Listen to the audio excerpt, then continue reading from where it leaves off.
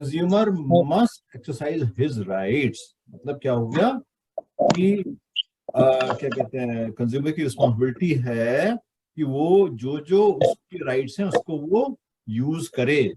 जब भी प्रॉब्लम आती है तो ये अगर वो ही यूज ये अगर वो यूज नहीं करेगा तो पता कैसे चलेगा। हम्म। तो ये उसकी रिस्पॉन्सिबिलिटी हुई। रिस्पॉन्सिबिलिटी समझते हो, रिस्पॉन्सिबिलिटी ऑफ कंज्यूमर समझते हो? Yes sir. है ना?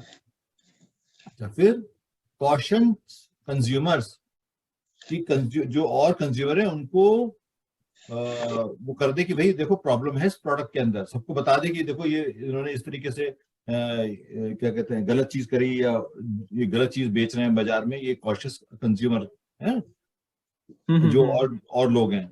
फाइलिंग कंप्लेंट्स, मतलब क्या हुआ? फाइलिंग कंप्लेन, अच्छा अच्छा अच्छा, अगर क्या कहते हैं जरूरत पड़ी कंप्लेन फायर करने की तो फायर हाँ, करे अपनी कंप्लेन, ठीक ऐसा है। नहीं कि ऐसा हाँ, इग्नोर कर दें। है ना? तो हाँ क्या कहते हैं अगर जहां भी प्रॉब्लम है तो उसको वो फाइल करे, कंप्लेंट हाँ। फाइल करे। Consumer must be quality conscious, मतलब ये कि कंज्यूमर को पता होना चाहिए कि इसकी क्वालिटी कैसी होनी चाहिए, क्योंकि उसने जिस हिसाब से पैसे दिए हैं उस हिसाब से क्वालिटी अगर नहीं मिल रही है तो वो कंप्लेंट दायर कर सकता है। तो उनको क्वालिटी का पता होना चाहिए। कंज्यूमर को अगर क्वालिटी का पता नहीं होगा तो फिर वो जजमेंट कैसे लेंगे? तो ये उनकी रिस्पॉन्सिबिलिटी है या नहीं है? है ना? Yes sir. ठीक है। Do not be carried away by advertisement, मतलब एडवर्टाइजमेंट में तो बहुत दिखाते हैं कि क्या कहते हैं आपने क्या कहते हैं डार्क कलर का कोई बंदा है उसने क्रीम लगाई और सफेद हो गया वो। तो ऐसा ऐसा नहीं हो सकता, क्योंकि प्रैक्टिकली पॉसिबल नहीं है। दिखाते हैं ना कि आप ये चीज पियो तो आपकी हाइट बढ़ जाएगी, ये चीज हो जाएगा तो आप ये तेल लगाओ तो बाल आ जाएंगे, ये ऐसा कभी होता है? तो नो। हाँ, तो इसलिए उनकी रिस्पॉन्सिबिलिटी है कि भैया जो कुछ दे उसकी उसकी सच्चाई को जाने, और दे शुड नॉट कि भाई अच्छा जाए यार इसमें तो दिखा रहा है तो हम भी इस्तेमाल करते हैं और हमारा भी ऐसा होगा, ऐसा नहीं होता। ठीक है। Yes sir. Insist on cash memo, देखो हमेशा ध्यान रखो जब भी तुम्हें कोई कंप्लेंट फाइल करनी है तुम्हारे पास कैश मेमो मैंडेटरी है। वो एक प्रूफ है कि तुमने इस बंदे से ये मटेरियल ये बैच नंबर का इस दिन खरीदा था और इतने पैसे में खरीदा था।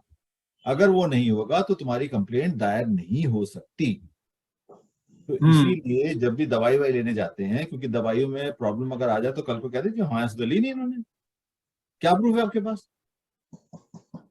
Yes sir. ठीक है। तो इस वजह से उनको क्या कहते हैं कैश में लेना जरूरी है। फॉर्म कंज्यूमर सोसाइटीज, अपने क्या कहते हैं उसमें सोसाइटीज फॉर्म करें जो कि इसमें डिस्कशन करें कि देखो ये चीज इस प्रोडक्ट में ये प्रॉब्लम आई थी, या ये प्रोडक्ट अच्छा है, या इस तरीके से क्या कहते हैं हमें इस कंपनी का माल नहीं लेना है, इसमें क्या कहते हैं क्वालिटी अच्छी नहीं है, इसके अंदर उसकी वेटेज कम है, उसके अंदर इसकी प्राइस ज्यादा है। और इस तरीके से सोसाइटीज को फॉर्मेशन कर लें।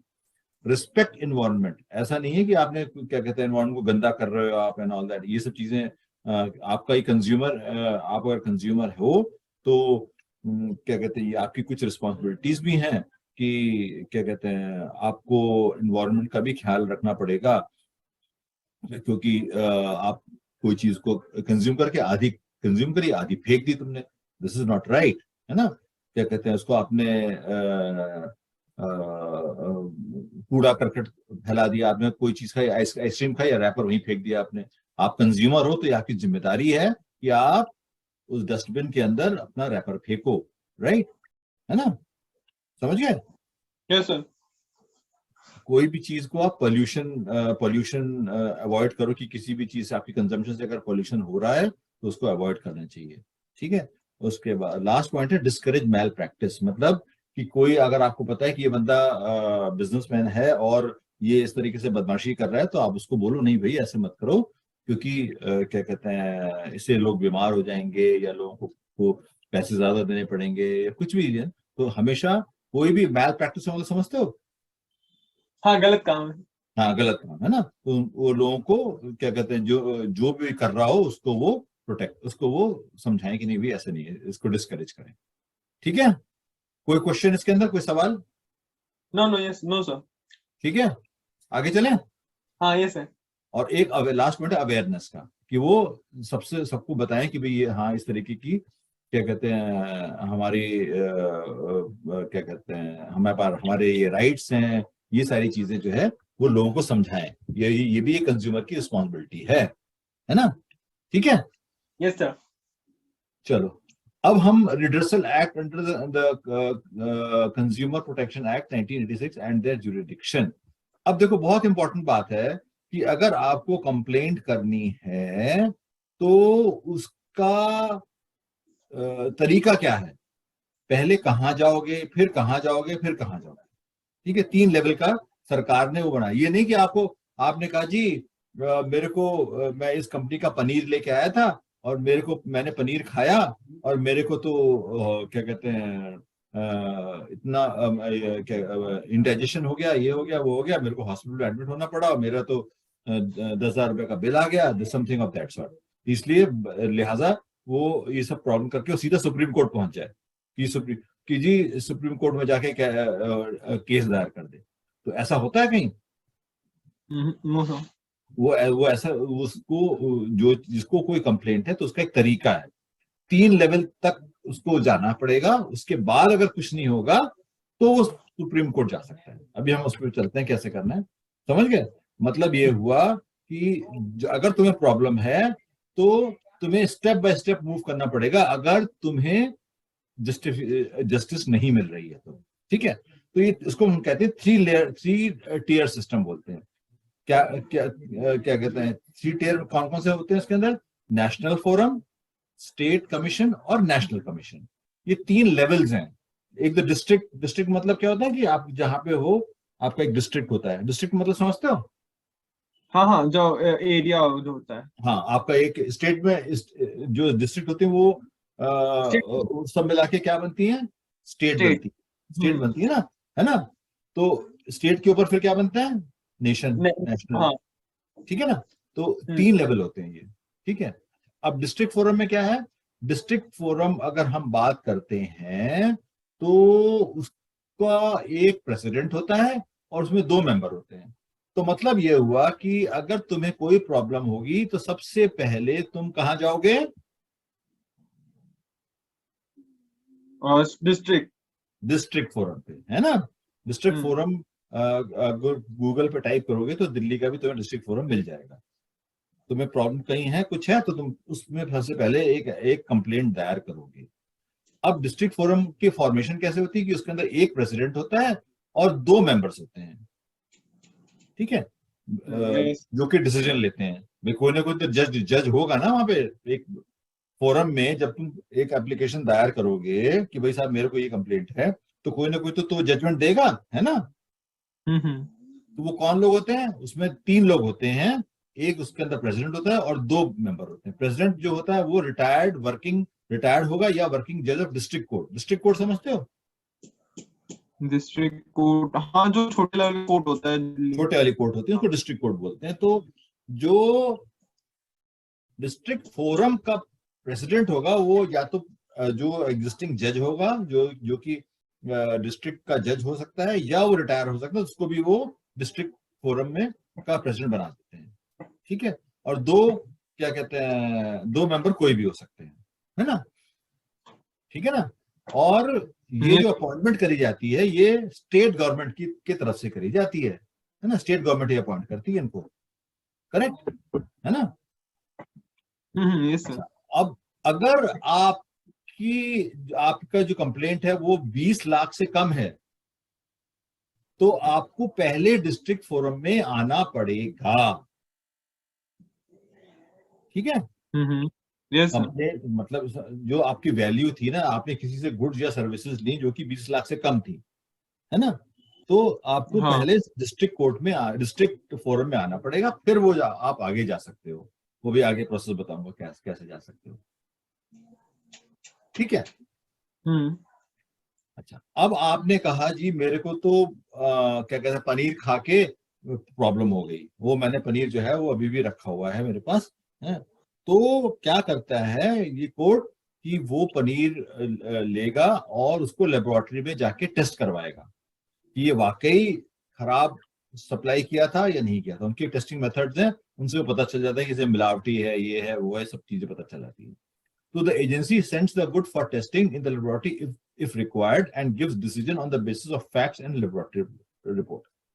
अब उसको डिसीजन लेना तो उसको भेजना पड़ेगा ना, जब तक उसको ये सच्चाई का पता नहीं चले कि हाँ ये वाकई इनके फूड में प्रॉब्लम थी या नहीं थी, तो उसके हिसाब से डिसीजन देगा। तो क्या कहते हैं, वो जैसे ही उनको कंप्लेंट मिलती है, वो एक ऑपोजिट पार्टी को, जो बिजनेसमैन, उसको इन्फॉर्म करते हैं, और वो फिर उनको क्या कहते हैं, वो करता है क्या कहते हैं उसके, और जो जो सामान कंज्यूमर ने कहा होता है कि भाई प्रॉब्लम है, तो उसको टेस्टिंग के लिए भेज देते हैं। जो ऑथराइज लेबोरेटरी होती हैं, जो कि एजेंसी के, जो इन लोग के पास जो होती है ना, जिसमें इनको पता है कि यहाँ पे हेरा फेरी नहीं हो सकती, कुछ सरकारी लेबोरेटरीज होती हैं, वहां से वो रिपोर्ट मंगवा लेते हैं कि हाँ ये फैक्ट क्या है। ठीक है। तो अब जो इफ द एग्रीव पार्टी मतलब जो जिसके अगेंस्ट में फैसला हुआ है, अगर वो सेटिस्फाइड नहीं है फैसले से, तो वो स्टेट कमीशन में जाके अपील कर सकता है within 1 month of the judgment. मतलब ये हुआ कि मैंने कंप्लेंट फाइल करी डिस्ट्रिक्ट कोर्ट में, डिस्ट्रिक्ट फोरम में, और सपोज करो उन्होंने क्या कहते हैं प्रूव, जो जो मटेरियल खराब था उन्होंने टेस्ट करा, पता चला हाँ वाकई मटेरियल खराब था, उन्होंने जो जिस बिजनेसमैन से, जिस कंपनी से मैंने ये माल लिया था, वो उन्होंने उसके ऊपर उन्होंने क्या कहते हैं वो लगा दिया, फाइन लगा दिया, और कहा कि भाई इतने पैसे तुम जमा कराओ, इतने पैसे कंज्यूमर को दो as a penalty, this that ये वो।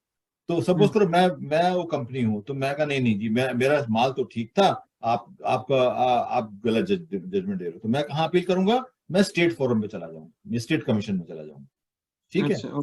और ऐसे ही अगर ग्राहक को उन्होंने कहा नहीं तुम झूठ बोल रहे हो, तुम ऐसा नहीं है, इन्होंने माल ठीक दिया है, लेकिन क्या कहते हैं, मैं कहा नहीं जी मैं तो सेटिस्फाई नहीं हूं, मैं फिर स्टेट कमीशन में चला जाऊंगा। ठीक है, समझ गए? Yes sir, yes sir. इसके बाद हो जाती है स्टेट कमीशन। स्टेट कमीशन में क्या होता है कि उसमें भी एक प्रेसिडेंट होता है, और उसमें भी 2 मेंबर होते हैं, पर जिसमें जो प्रेसिडेंट होता है वो हाई कोर्ट का जज होता है, रिटायर्ड या वर्किंग। पहले वाले में कहाँ का जज होता था वो? हाई कोर्ट से नीचे कौन से कोर्ट्स होते हैं? क्या कहते हैं, डिस्ट्रिक्ट को, हाई कोर्ट के नीचे डिस्ट्रिक्ट कोर्ट्स होते हैं। डिस्ट्रिक्ट कोर्ट होते हैं ना, तो डिस्ट्रिक्ट कोर्ट में जो जज होता है वही प्रेसिडेंट बनता है इसका। हाँ हाँ हाँ, है ना?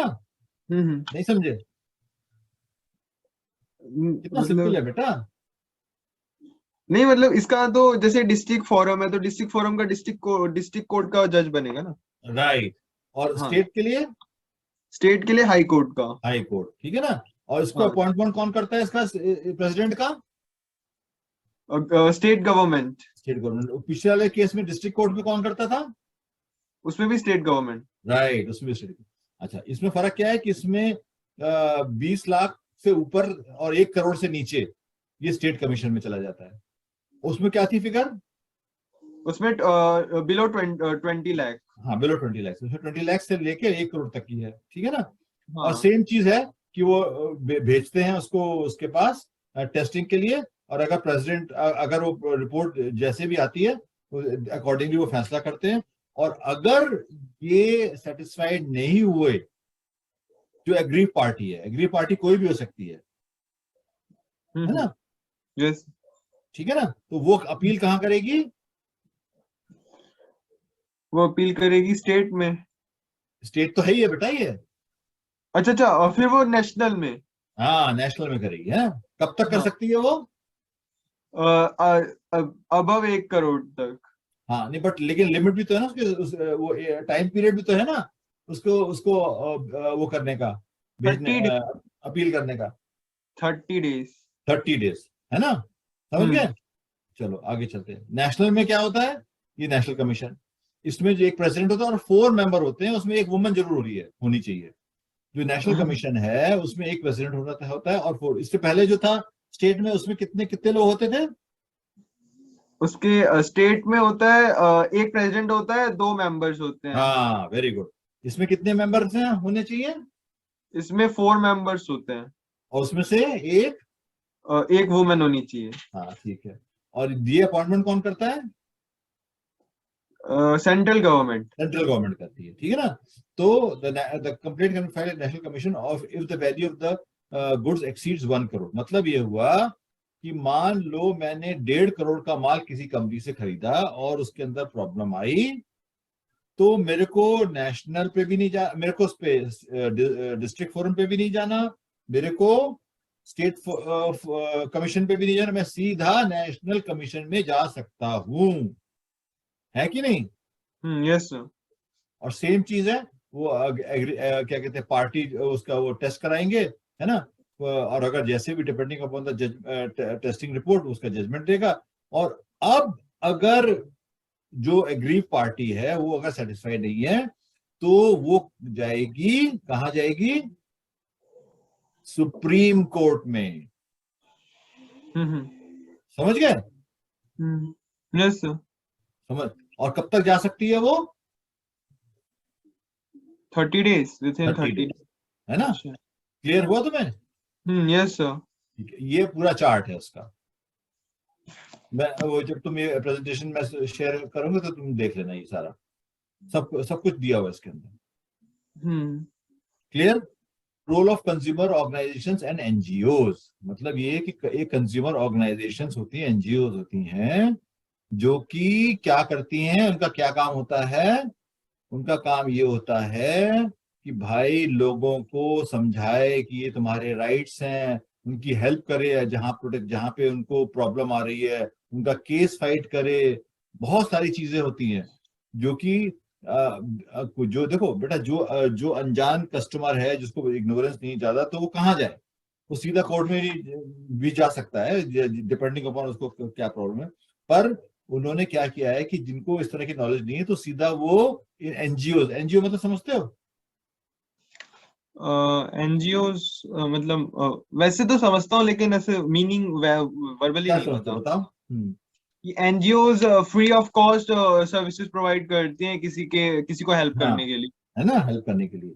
नॉन हाँ गवर्नमेंट ऑर्गेनाइजेशन होती है एनजीओस, नॉन गवर्नमेंट ऑर्गेनाइजेशन होती है, सरकार की नहीं होती है ये। हाँ। मैं एक एनजीओ खोल सकता हूँ, है ना, तुम एक एनजीओ खोल सकते हो, इस तरीके से। ठीक है? तो इस तरीके से इंडिया में करीब करीब 500 कंज्यूमर ऑर्गेनाइजेशंस हैं, जो कि आपके प्रोटेक्शन को, आपके कंज्यूमर के प्रोटेक्शन के ऊपर वर्क करती हैं।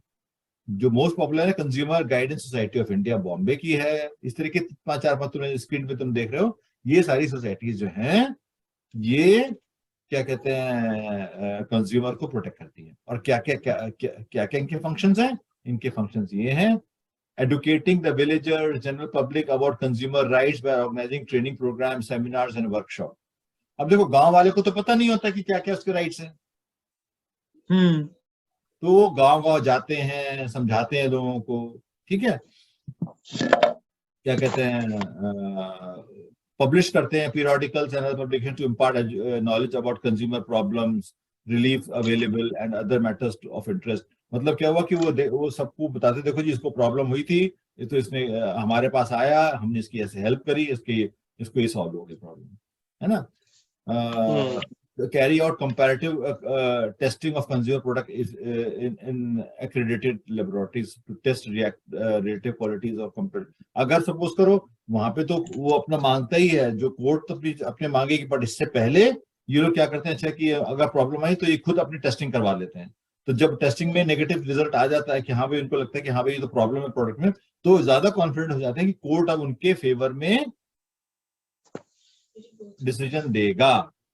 ठीक है ना? तो ये हेल्प करते हैं यस सर। लोगों को, है ना। ठीक है ना, समझ आ रहा है? हाँ हाँ yes sir. Encouraging customers to strongly protect and take an action against exploitation, unfair trade practices of sellers। मतलब वो कहते हैं भाई देखो, तुम्हारे साथ वो तुम्हें एक्सप्लॉइट कर रहा है, तुम्हें वो बेवकूफ बना रहा है, क्या कहते हैं, सेलर है, तुम उसके अगेंस्ट कंप्लेंट फाइल करो, है ना। ये अनफेयर ट्रेड प्रैक्टिस, देखो उसने लिखा है कि 100 ग्राम है, बट है वो 90 ग्राम, है ना। तो इस तरीके की चीजों को वो लोगों को एनकरेज करते हैं, कंज्यूमर को, भैया तुम लोग क्यों नहीं फाइल करते यार, ये मत, उसको मत जाने मत दो, क्योंकि आज वो तुम्हारे साथ कर रहा है, कल को वो सबके साथ करेगा ऐसे ही, और करता भी होगा वो, कोई बड़ी बात नहीं है, है ना? ठीक है, यस सर। ठीक है। फिर क्या है? Providing legal assistance to consumer by way of providing aid, legal advice etcetera. मैंने बताया ना कि उनको, किसी को अगर लीगल एड चाहिए कि उसको पता नहीं कि कैसे करना है, क्या मेरे को कैसे एप्लीकेशन लिखनी है, क्या क्या पॉइंट्स रखने हैं, ये सारी चीजें वो क्या कहते हैं, कैसे दलील रखनी है अपनी कोर्ट के सामने, तो उसमें वो करते हैं। Filing complaints in consumer court on behalf of customer, consumer, जो कंज्यूमर कोर्ट्स होते हैं उसमें फाइल भी करते हैं वो। Taking initiative in filing case in consumer court in the interest of villagers, ये विलेजर्स के लिए, जनरल पब्लिक के लिए, नॉट फॉर कुछ क्या कहते हैं जो अगर बहुत सारे लोग इन्फेक्टेड होते हैं तो क्या कहते हैं जो अगर सपोज करो इंडिविजुअल के लिए लेवल पे तो नहीं करते कि इंडिविजुअल लेवल पे तो आपको अपना क्या कहते हैं खुद ही कहते हैं भाई तुम फाइल करो, बट अगर कोई मान लो एरिया के विलेज के, चलो ले लो, एरिया के ले लो, लोग इफेक्टेड हो गए किसी कंपनी के प्रोडक्ट के थ्रू, मतलब वो कंपनी वाले ने उस एरिया में अपने प्रोडक्ट बेचे, तो पता चला क्या कहते हैं उसका जो नेगेटिव इफेक्ट है वो 150 लोगों को वहां पे हो गया, तो उसके अगेंस्ट में वो क्या कहते हैं उस विलेजर्स के बिहाफ पे वो एक कंप्लेंट फाइल कर देते हैं। ठीक है, यस सर। सबको मतलब सबके जो जो इफेक्टेड है उनके सबको मिला के एक कंप्लेंट फाइल करते हैं कि देखो जी ये इन्होंने ये कंज्यूम किया था, ये सेलर था, इसने ये चीज सबको बेची है, और लिहाजा क्या कहते हैं इस पर एक्शन लिया जाए बिकॉज ये गलत, इस तरीके से गलत थी। Helping government agencies to resolve cases of consumer exploitation and to carry out customer awareness programme. जैसे वो सिंपल है कि क्या कहते हैं जो गवर्नमेंट एजेंसीज होती हैं उनको हेल्प करते हैं कि भाई ये फटाफट इन लोगों का निपटारा हो, क्या कहते हैं कि भाई उनको सपोज करो गवर्नमेंट ने कोई पेपर मांगा कि भाई अब ये पेपर भी दो, तो वो अरेंज करके क्या कहते हैं जल्दी से केस को खत्म करवा देते हैं, सॉल्व करवा देते हैं, है ना? Motivate people to ask quality mark such as, अब ये देखो तुमने देखा होगा ना कि जब तुम बटर ले जाते हो उसमें एग मार्क लिखा होता है, जब तुम अगर क्या कहते हैं जो आईएसआई का कहते हैं ना, आईएसआई की मोहर तुमने देखा होगा एडवर्टाइजमेंट देखी, हमारे प्रोडक्ट आईएसआई से सर्टिफाइड है, तो ऐसी क्वालिटी, इसको ये सब मार्किंग होती है, क्वालिटी मार्किंग होती है, क्योंकि क्या होता है कि आईएसआई मार्क यूज करने से पहले उनको अपना प्रोडक्ट टेस्ट करवाना पड़ता है, तभी वो यूज कर सकते हैं सैंपलिंग के उस पे, और ये एजेंसीज कभी भी आपके यहाँ छापा मार के और आपका सैंपल ले सकती हैं, तो आपको हमेशा वो क्वालिटी मेंटेन करनी पड़ेगी। जब ये क्वालिटी मेंटेन करें तभी आपको आईएसआई मार्क मिलता है, अदरवाइज आप ये आईएसआई मार्क लगा नहीं सकते, है ना? एग मार्क होता है खाने पीने की चीजों के लिए, ठीक है ना? एग मीन्स एग्रीकल्चर, तो जो एग्रीकल्चर से फूड हो गया, क्या कहते हैं मिल्क हो गया, सब एग मार्क है ना? भाई ये सर्टिफाई हो रखा है कि ये प्रोडक्ट अच्छा ही है, इनको हमने पास कर रखा है, ठीक है? Yes sir. ये हो गया तुम्हारा क्या कहते हैं कंज्यूमर का पूरा क्या कहते हैं जो रोल है, सॉरी ये जो एजेंसीज हैं, कंज्यूमर एनजीओज, कंज्यूमर ऑर्गेनाइजेशन, उनके ये फंक्शन, समझ गए? Yes sir. तो अब तुम्हारा ये चैप्टर हो गया खत्म।